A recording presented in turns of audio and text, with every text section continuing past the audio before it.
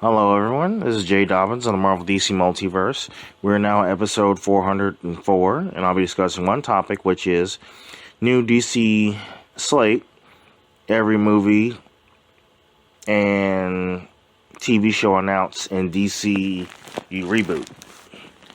So, during a special presentation, Disney Studios co-CEO James Gunn announced the first chapter of the DCU reboot as DCU Chapter 1, Gods and Monsters. So, he also,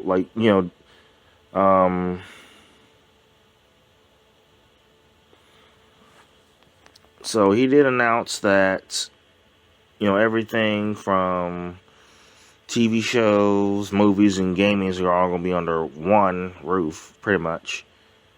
So while the Batman movie, the Batman sequel, and Joker sequel are separate, and of course the DCEU movies, known as Elseworld, or the Elseworld universe, pretty much. So they obviously it's not going to be the main timeline, but obviously the DCU is going to be the main timeline, obviously. But so,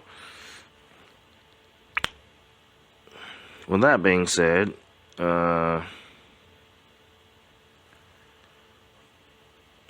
let's start with, of course, he did say Gods and Monsters. So anyway, the slate has 11 projects, 10 new titles, plus one Elseworld,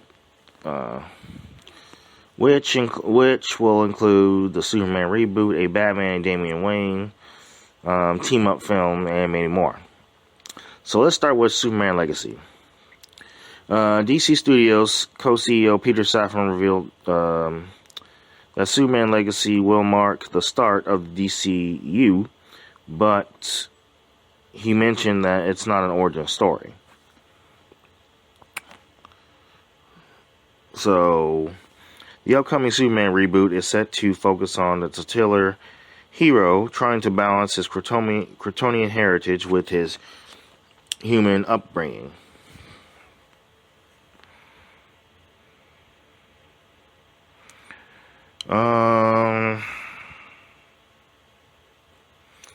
So Gunn is confirmed to be writing the project, with Safran expressing his hope that his co-CEO can be persuaded to also direct it, which I don't know about that, but we'll see. So, Superman Legacy is set to be released in theaters on July 11th, 2025. Alright, so the second one is also going to be, is Supergirl. So, Woman of Tomorrow. Supergirl, Woman of Tomorrow is set to take inspiration from Tom King's miniseries, with Gunn confirming that the movie will explore he said, and I quote, a different type of Supergirl and be much more hardcore, and I quote. End quote. So, it is unknown if Krypto, the superdog who appeared in King's comic run, will appear in the movie. So, now let's talk about I'm gonna be brief about. Well, let's talk about the Brave and the Bold Batman and Damian Wayne movie. So the Brave and the Bold will exist alongside Robert Pattinson's Batman and Elseworld story outside of the DCEU. Wait a minute, hold on. Well, however, what makes this project different is that it will introduce the Bat family, finally, with Gunn confirming that the vision of Robin that will team up, with the DCU's Batman as Damian Wayne, Bruce's biological son. So Gunn described Damian Wayne as her favorite Robin, a little son of a little SOB, an assassin, and a murderer. You might be worse than Red Hood. You never know. So, the DC Studios co-CEO said that The Brave and the Bold will explore a very strange sort of father-son story about Bruce and Damian Wayne. The Brave and the Bold is inspired by Grant Morrison's Batman comics and Tom King's run. Alright, so let's talk about Paradise Lost, the Wonder Woman prequel HBO Max series. So, Paradise Lost is set to explore the Amazons of the Mascara before the birth of Diana, aka Wonder Woman, with Saffron teasing that it has, this Game of Thrones-ish story. So, Saffron noted that the HBO Max prequel series would expand the Mascara's political intrigue behind a society of all women. So, Gunn chimed in by saying that the show will look to answer questions about the origin story of the Mascara and all its beautiful and ugly truths. Alright. And of course, Paradise Lost appears to be a callback to Phil Jimenez and George Perez's Paradise Lost, Paradise Island Lost comics series that explored a civil war on the Mascara. Alright. So now, let's talk about Booster Gold. So HBO Max's Booster Gold series will explore a new time-traveling hero for the DCU. Saffron described the titular protagonist as a loser from the future who uses basic future technology to come back to today and pretend to be a superhero.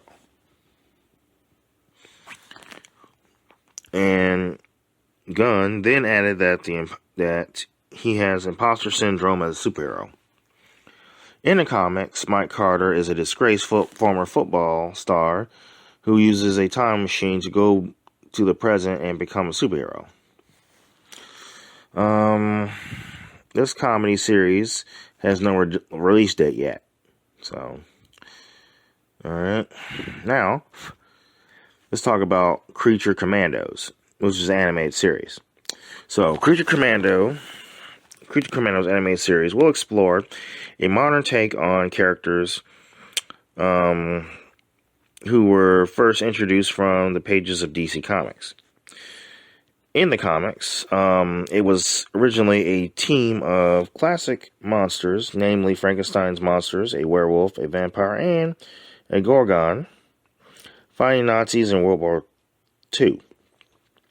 However, given that it is described as a modern take, it's likely that a whole new wave of otherworldly characters will be featured. So, Gunn confirmed that Creature Commandos is already in production, with him finished writing every episode. Creature Commandos has 7 episodes. Gunn also said that shows like Creature Commandos allow their creative collaborators to tell stories that are gigantic without spending, $50 million an episode. So although the voice cast has set to be announced, it is confirmed that the top executives are looking to find actors who can also portray the live action versions of these characters down the line. Alright. Now let's talk about Amanda Waller. The Amanda Waller series. While Peacemaker 2, Season 2 is being put on hold, which, I think he already announced that. Well, I'm not sure if he announced it yet. But anyway, Gunn said that Waller would act as a continuation of the series. Team Peacemaker will appear alongside Viola Davis and Amanda Waller in the upcoming spinoff. So at the end of Peacemaker Season 1, Leota Abdullah managed to reveal her mother's Waller Task Force X group to the world. Let's see, the series appears to explore the ramifications of that ending. Doom Patrol runner Jeremy Carver will serve as executive producer and writer alongside Watchmen scribe Crystal Henry. Saffron praised Carver and Henry, noting that they are crushing it. Meanwhile, Gunn described Waller as the greatest show ever. Now we're going to talk about Lanterns, which we waited a long time for that one, which is the Green Lantern show. So Lanterns will revolve around the two best known members of the Green Lantern Corps, Hal Jordan and John Stewart, as they investigate a mystery that is expected to play a big role in the main story of DCU's Chapter 1. Saffron described Lanterns as a huge HBO quality event that is very much in the vein of True Detective. So Lanterns is separate from Greg Berlanti's planned Green Lantern series for HBO Max, which is confirmed to be not moving forward by Saffron.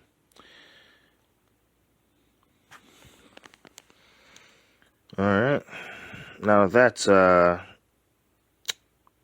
done, let's talk about the Swamp Thing movie, which I've been waiting a long time for that one. So,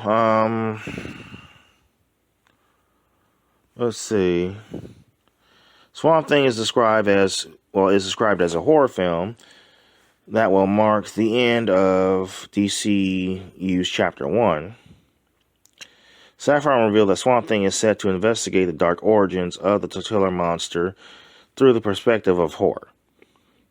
Meanwhile, Gunn said the mashup quality of seeing Rocket Raccoon standing next to Thor in Avengers Infinity War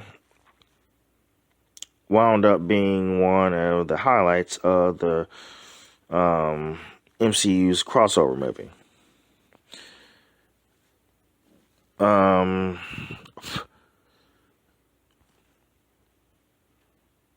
So now, obviously Swamp Thing's going to be in CGI, so I look forward to that, to seeing what he looks like in CGI. Also, let's talk about the Authority, which in my opinion is the DC version of the Eternals, pretty much. So, Saffron describes the Authority as kind of like Jack Nicholson and a few good men, saying that they know that you want them on the wall, or at least they believe that. The movie will explore a team of superheroes that utilizes extreme methods of protecting the planet. So, yeah, that's going to be a movie, pretty much. So, if I were you guys, I would be reading the comics on the Authority, because I'm going to do that, so, for sure. So, while confirming that the movie is being written now, he didn't reveal the screenwriter. So Gunn said that he's really excited to bring these characters to life, because Snyder wouldn't have done that, obviously. But anyway, also Elseworlds, like the Batman Part 2 movie. Matt Reeves, the Batman Matt Reeves' The Batman sequel is under the Elseworlds umbrella, meaning it is set on a different Earth. So, Robert Pattinson will reprise his role as the Dark Knight. It is unknown which other characters will make a comeback, though Reeves confirmed that the Penguin series will lead to the sequel. Of course, he said, and I quote, "There's actually a whole little fabric of things, we're wanting to do, and the way we're doing with the Penguin, and how that comes back into how that will lead, into the sequel, and what that sequel is going to be." So, Safran expressed his excitement for 2025, describing it as a very big year for DC. Let's hope so. And the Batman Part 2 is set to be released on October 3rd, 2025. So, yeah. Oh, by the way, that quote that I just read was from Peter Safran himself. So, yeah. But anyway, that concludes this topic. Feel free to visit us and like us on Facebook. We're all available on iTunes, Google Play Music app, Spotify, and of course YouTube.